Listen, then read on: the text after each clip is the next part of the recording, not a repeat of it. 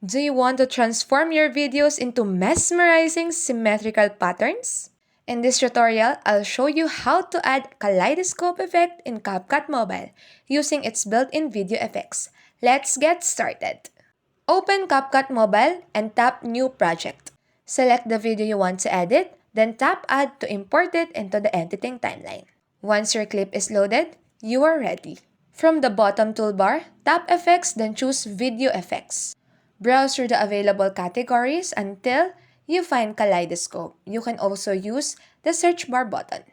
Tap the effect to preview it, and you will instantly see your video transformed into repeating mirrored patterns.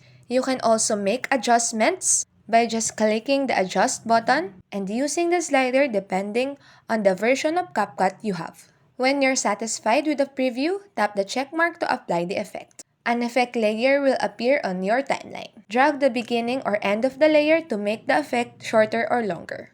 Once you're done, you can play your video to preview the final result before exporting. And that's how you add Kaleidoscope Effect in CapCut Mobile. Thank you for watching and happy editing.